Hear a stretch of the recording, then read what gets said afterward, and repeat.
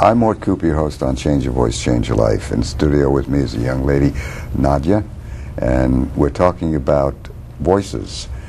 She has a problem, a vocal fold growth, and it's called voice suicide by the way she's talking. And it happens when you misuse your voice and you get the wrong image of how to use your voice. Nadia, you're surprised as to how I got into the field. You had a young lady tell you to bring your voice down, and that was 6 months ago. Yep. You were higher pitched, right?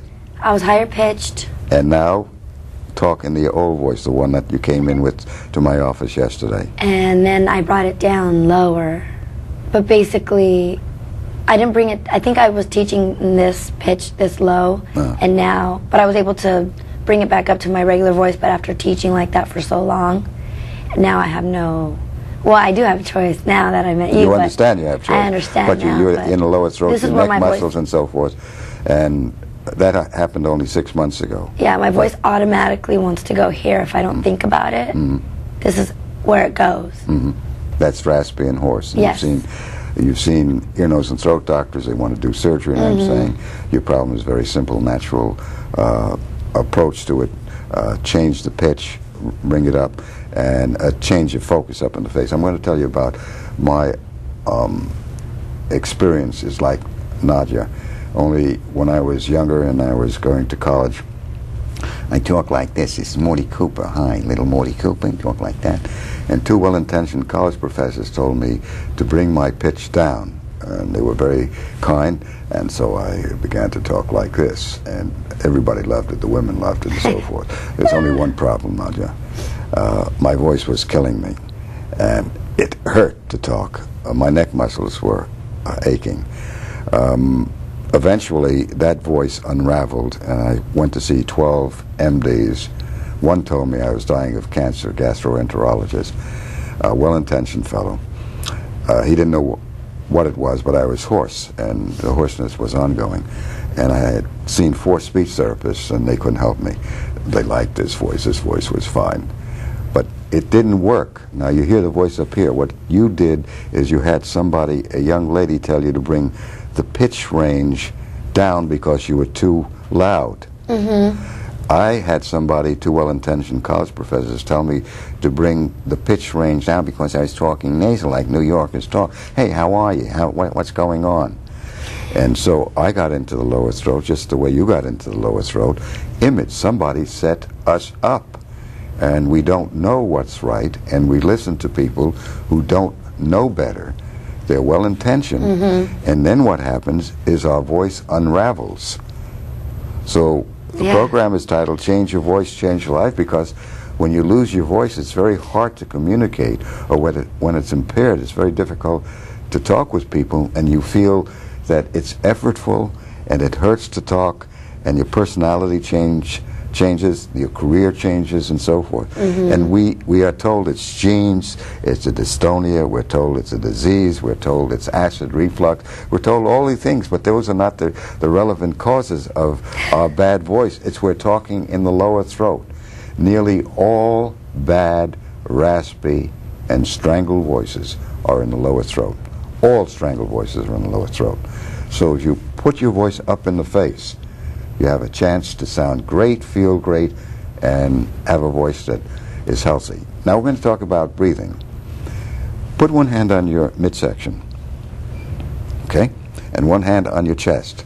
I want you reversed hands. So you put that hand over there and put the other hand a little higher, okay? Now, how did you breathe when you came in yesterday to see me? No, that's typical. That's the whole gambit. Women talk with upper chest breathing. Right. And the other attribute is they hold their stomach, so it doesn't show. Right. Did your mother ever tell you, hold your stomach in? Well, I do, because when I train, I train to, engage your core, so it stays in my brain and I engage it the whole day. So I'm holding it in the whole time. You're holding your stomach in. And you should not hold your stomach in. Right. The stomach, when you breathe in, should go out. Just breathe in through your nostrils. Through your nostrils.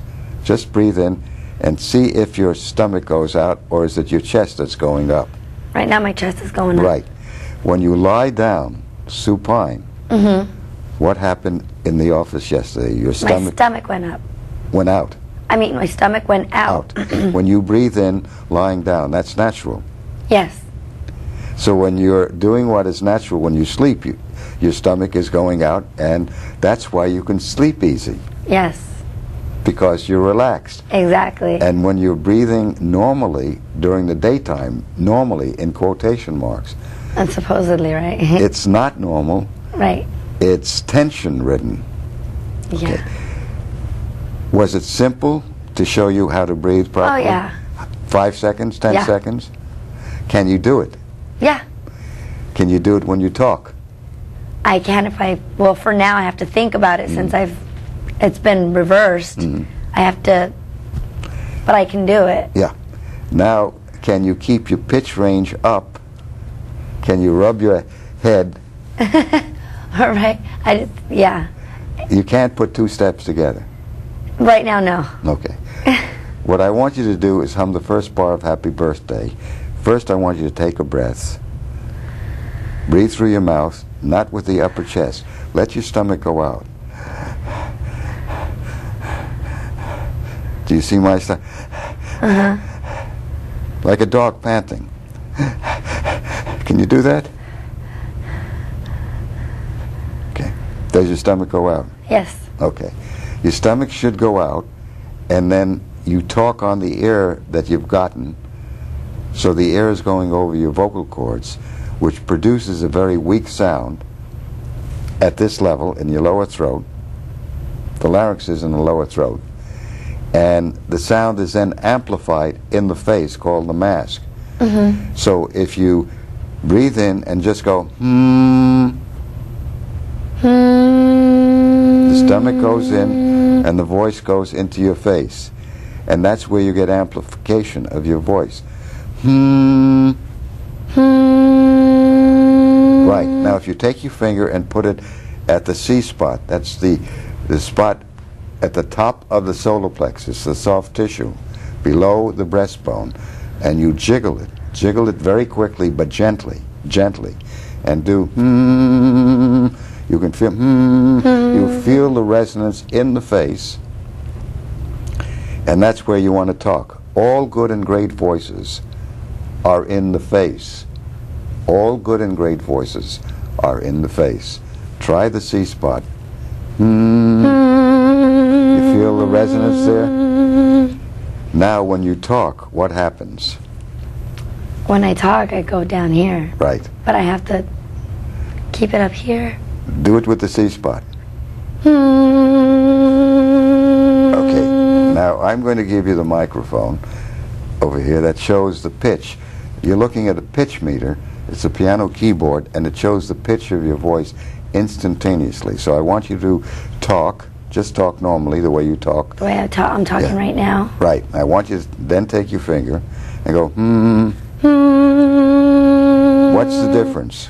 Can you feel a voice up there? Number one, I can feel the voice up here. Number two, it's higher up on the... Yes. Does it take the tension away from the lower throat? Yes. Do you have tension in the lower throat? How long have you had tension in the lower throat? For the last 6 months, roughly. It's been getting worse lately. How much worse is it getting? A lot, because now it feels really tight all the time. And this began 6 months ago. 6 months ago, yes. Our culture is to bring the voice down. Women want to sound more in control, and they're told to bring the pitch down. You could bring the pitch down, but you have to bring it down into the face. So, and you were told, because you're loud, to bring the pitch down, so you went from loud and you went all the way down here. Instead of modifying the volume up here, instead of talking this way and talking this way and talking this way, you can talk softly in the face. You must always talk in the face. That's the saving grace. In the face. In the face. That is the saving grace. There are conditions called nodules, polyps, and contact ulcers. They're created by putting too much tension in the lower throat with the wrong pitch and the wrong focus and the wrong support. Many people breathe incorrectly, and they suffer from that wrong breathing because they're tired, they're fatigued, they're exhausted. If you breathe like this, you're breathing like that, it's exhausting. So you have to learn to breathe from the midsection, diaphragmatic breathing, and it relaxes the body, and you talk up in the face, which gives you health, and it gives you salability, gives you knowledgeability, it gives you believability. When you're talking like this, people can hear you.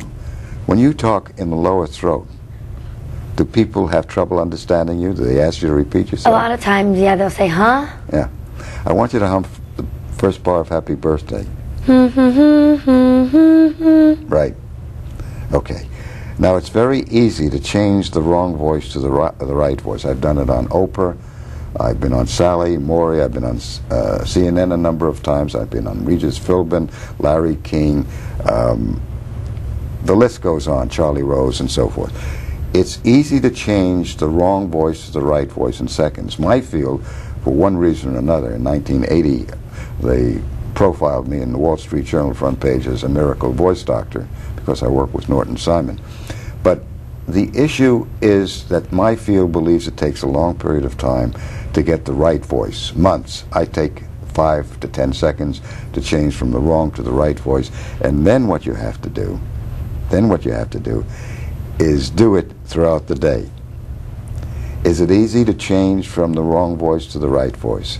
Yes. Well, easy when I'm doing the exercises or the humming. Do the C-spot. It's easy to do, but you can't do that in public. They'll put you away. Right. You can't hum Happy Birthday. Can you hum Happy Birthday? That's where your voice goes, right to your face. You can't do that in public. What you can do is, say it spontaneously and sincerely. And then, one. One. Two. Two. How are you? How are you? Right, but, how are you? How are you? Do you feel the, All right, now the second stage is when you're doing it privately, not in public. Try that. Do you feel that in your face? You're feeling resonance in your face. That's where you should be talking. That's the saving grace. Right. The lady who told you to lower the pitch of your voice missed a step. And the step is, you can lower the pitch of your voice, but you have to stay in the face. You had volume, so you were talking this way, and then you talked all the way down there. When you talk in the lower throat, it cuts the volume. Yes. It also creates, what are the symptoms that you have? Raspy, hoarse, tension, strain. I get tired of talking, lose loss of breath. I believe everybody can hear that. Do you feel it? Yes. By going to the face, you take the pressure off the lower throat muscles. By breathing from the midsection, you're taking the pressure off the lower throat. But if you had midsection breathing called diaphragmatic breathing, and you talked in the lower throat, you would ruin your voice faster than before. Because you're pressuring the lower throat muscles, and you can get lots of problems called papillomatosis. It's a premalignancy, leukoplakia, and keratosis. And you can get this